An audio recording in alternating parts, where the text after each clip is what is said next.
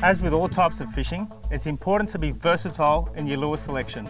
Barra fishing is no different. You need to have a wide variety in your tackle box so you can be ready for whatever the conditions throw at you. Different times of the day will call for a different lure, different wind speeds and different currents in the water. So we're going to run through the lures that we've been using so you can take away a few tips so next time you're at barra fishing, you'll know which ones to use in that given application. So there's basically 4 different types of barra lures. We've got our soft plastics, our slash baits, then we've got our deep divers and our surface lures such as this X-Walk. So there's a wide variety of brands and types. We've got the Storm and Rapalas today. So I'm just going to run through with Dan which ones to use in each application. So Anthony, we've got 2 main types of slash baits here. We've got the Storm Thunderstick Mad Flash, and basically it's just a shallow running lure down to about 2 feet with a fast rise on it. The next slash bait we have is Rapala X-Wrap. These are a suspending lure straight out of the packet. These have a great finish, great shine, and both of these lures can be used around the weed beds and shallow sticky timber. Yep, now what about the colours? Does it matter with the colours for like the day, if it's a brighter day or an overcast day, does the colour make much of a difference?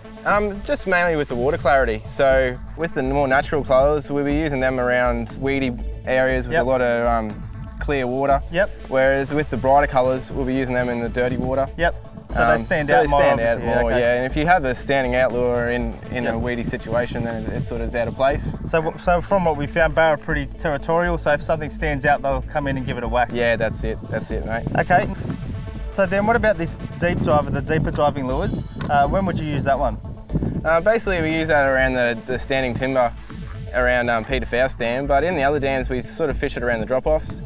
This is a Thunder Barra by Storm, and it's actually an Aussie special, so it's actually designed for Aussie conditions, so it's actually designed for our fish, so therefore it comes with bigger hooks straight out of the packet. Yep. They actually dive down to about 10 foot, so they get down there pretty quickly and they also float back up really quickly, which is really important when we're fishing around snag. Now what about these surface lures, such as this Rapala or X-Walk? You've already caught one on one of these this weekend?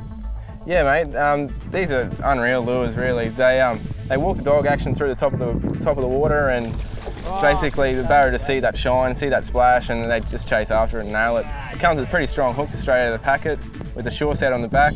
Yeah, they're just unreal, mate. They're good size, and for all size of barra. All these lures come with the standard VMC hooks, so they're a quality hook straight out of the pack.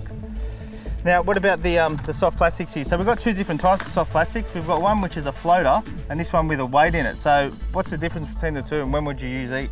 So basically with the bait and switch lures, we basically use them. It comes with interchangeable weights. Yep. So we use them around different water columns. So if we're using these around weed beds, we'll obviously go to the lighter weight. Yep. If we're using it in deeper water, then we obviously go to the heavier bait. Okay, so that comes with the different size lead heads within the pack, does it? Yes, that's right, and you just interchange them as you go. Awesome.